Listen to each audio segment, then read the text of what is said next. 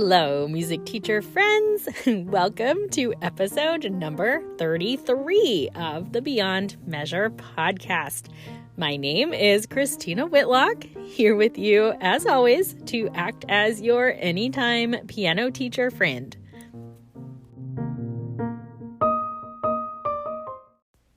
Today we are talking crazy, as in letting our imaginations run wild, free of whatever barriers usually get in our way, and just seeing what comes from it. So, despite the fact that society assumes a lot of the time that professional musicians must be like the most laid back and go with the flow kind of crowd, I think most of us would agree that we are a pretty calculated, rational bunch of people, right?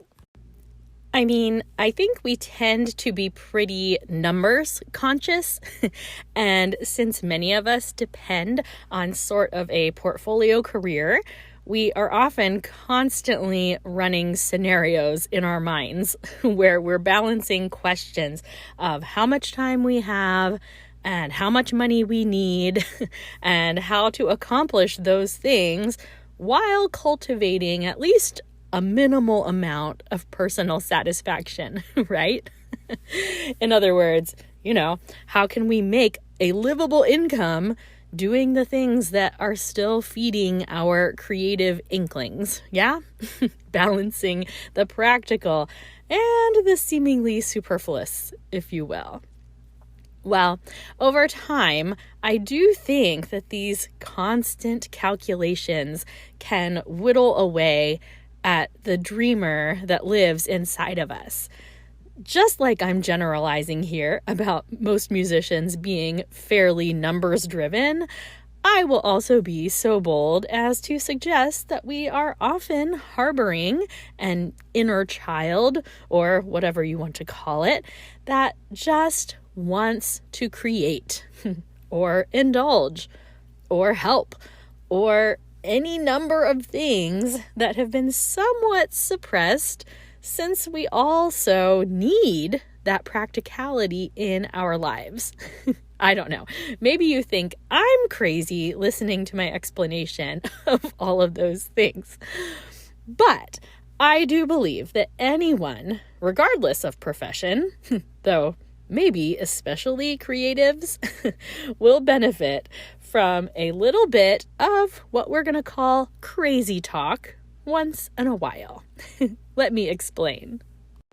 Way back in 2013, I read an article on Anne Bogle's blog. That's Modern Mrs. Darcy, if you don't know. And it was a blog titled Crazy Talk. And in it, she describes a scenario where she's driving with her husband on a long trip, and they begin to engage in a strictly what would it be like to kind of conversation about moving out of town, buying a farm that they saw for sale and living there, but just for a year, just to see what it was like. They played out this scenario, of course, never having any actual intentions of doing so, but they just ran with it. They talked about the reasons it would be great, the risks that were involved, all the stuff. In the end, did they sell their house and buy the farm? No, that was never the point. The point was just to imagine what it would be like. What that conversation did do, however, was open the door to other conversations about places that they would like to experience, lifestyles that intrigued them, extended vacations, vocational possibilities, all the things. So, like I said, I read that post in 2013, and I still think about it all the time.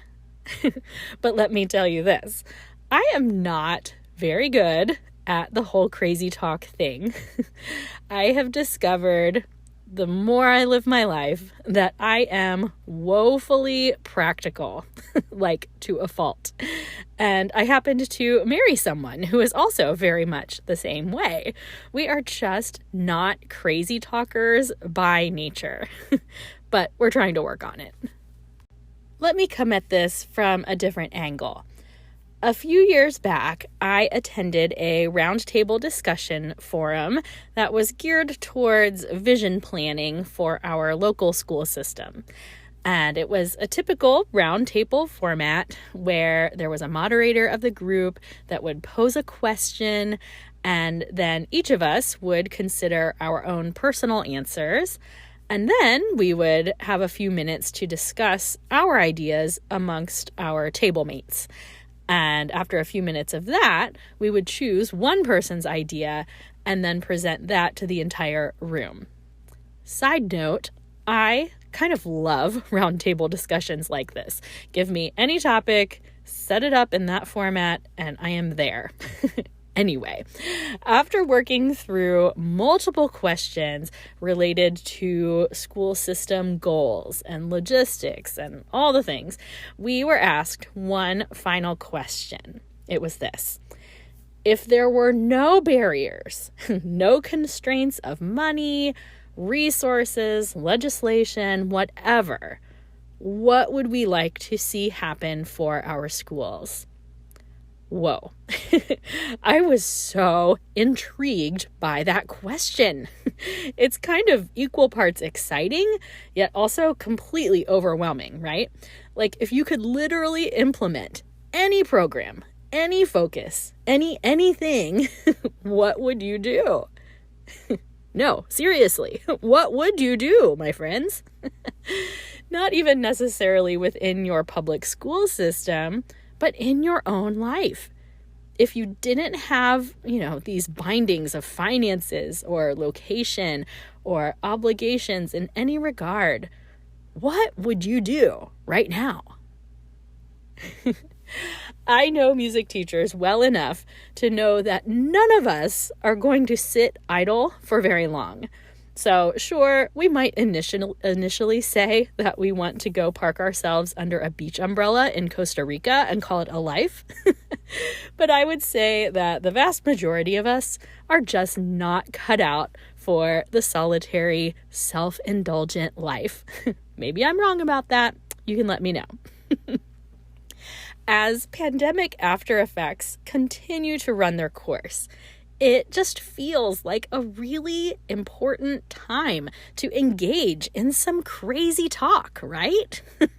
After all, weren't we all saying at the beginning of this whole thing that this was an opportunity to weed out the busyness of our lives and get back to the heart of what really matters? Personally, I refuse to have lived through this time and not come out of it with some hefty, reformed perspectives on life. It's seriously the only way I can make peace with it all. So, I'm considering this the great cosmic reset of sorts, right? Seriously, though, let's engage in some crazy talk, or at least crazy thought this week. So if you don't have time right now, try actually scheduling yourself for 30 minutes. Just take a break in which you are going to either call a friend, grab a drink with your spouse, or sit down with your trusty journal and take yourself on a crazy little journey. Think about whatever area of life comes to mind, whether it be your professional situation, where you're living, parenting dilemmas, how you are spending your free time, big bucket list types of dreams, or just the seemingly small things. Like just finish this sentence. I've always thought it would be fun to... I'll say it again. I've always thought it would be fun to...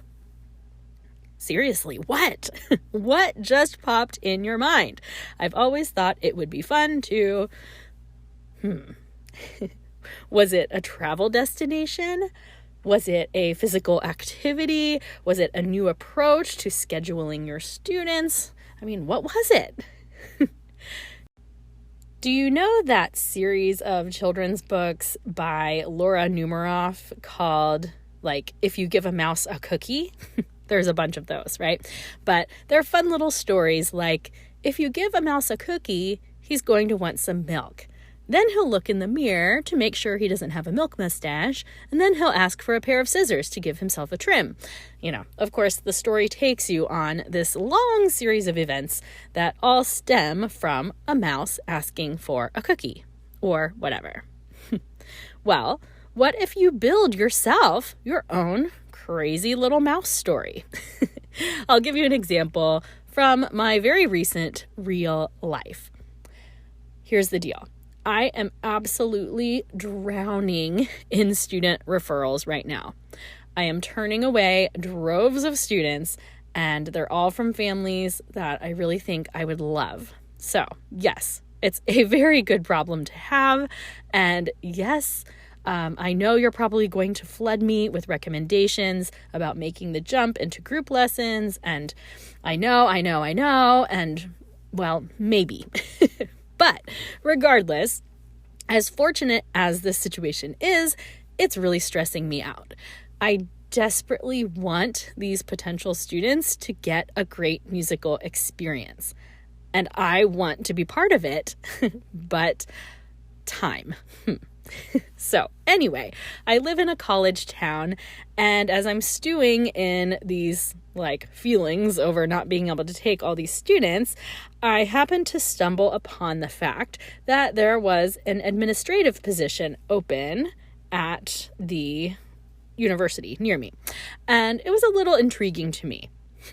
I should probably point out that every few years I have these moments, like many of you, where I start to think that an 8-to-4 desk job would be wildly appealing. You know, the consistency, the cut and dry measures of success, being home with my kids in the evenings, etc., etc.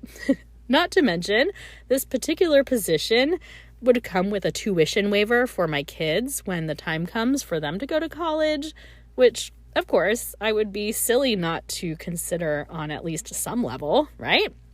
So, enter crazy talk. I fell hard for a solid, 72 hours down this rabbit hole of, wow, could I give up my studio? Could I really give up my studio? I don't know. In my mind, if I was making this shift, it was going to be an all or nothing deal. You know, could I or would I be happy working a 40-hour per week desk job? What would happen to this podcast? Would I ever end up writing the books that I want to write or creating all of these resources that are constantly coming into my brain? Surely I could. But would I? What would I do during the summer months when my kids were home? Where on earth would my students go? You know, could I even stick this job out for 20 years so I could actually make full use of those tuition waivers? Wait, did I just say 20 years? Oh man, is that what I want to devote my life to for the next 20 years? And so it went. But the answer to that last question was, no. While there were so many positives to that scenario, it's just not who I am. I am very much a fan of the whole, bloom where you're planted philosophy. So if I found myself in that position, I would like to think I could do it and make the most of it. But at the end of the day, I am already doing what I really want to do. I just need to keep brainstorming on how to bring it all to, maximum fruition. Ooh, maximum fruition. I kind of just made that up, but I kind of love that term. Band name? Blog title? I don't know, but you heard it here first, my friends. Maximum fruition. But anyway, back to my most recent flight of fancy. It's tempting to think that the many hours I spent pondering that potential career change was a waste of time, since I ultimately ended up giving up on it completely. But Actually, I learned a lot more about myself through that process, and I came out of the whole thing even more committed to the fact that I am doing what I want most to be doing. I also realized, wow, if the draw of less after-school work hours was strong enough to tempt me with a possible complete career change, well, it helped me see that maybe I need to take a deeper look at that desire and make a stronger push to get some different work hours in place. Don't worry, even though I don't think there's a perfect solution to that in our profession, I am working on it, I promise. Anyway, that was a very real life example of my own recent crazy talk, which in hindsight was still incredibly practical. See what I mean? I am terrible at this, friends. But I want you to do this, and I promise I will commit to doing it in a bigger way also this week. What kind of music program would you love to run? A choir for inner city kids? Group piano classes at the local prison? Adult-only lessons at the local retirement center? Maybe it's all music learning theory preschool groups, or maybe you'd like to accept only 5 piano students, but charge them an enormous amount of money to study with you. I don't know. In Indianapolis, we have someone at the Children's Hospital who comes in and gives lessons to kids while they're on dialysis. And I have always thought that was this beyond incredible idea. But seriously, what would you do, teaching related or not, if you had no limitations, no health concerns, no financial worries, no people to please other than yourself? This answer does not have to be anything that you ever actually do. And really hear me on this. It's also not meant to be something that causes you a big lump of sadness over the fact that you don't feel capable of living out your dream. That is 100% not what this is. But I do think it's an excellent way to tap into the truest desires of your heart, which can then lead you to find ways to achieve similar goals in your real life.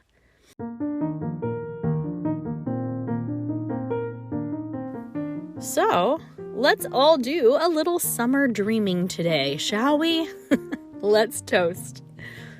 Music teacher friends of the world, today we give ourselves permission to dream a little dream. Or rather, maybe a great big dream. Let's give in to a little frivolity, shall we?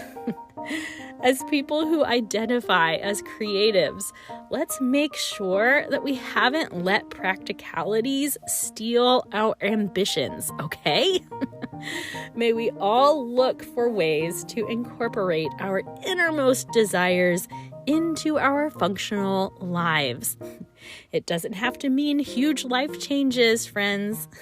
Let's just not be afraid to talk crazy every now and then. Cheers to you and your heart's desire, my friends. Hear, hear.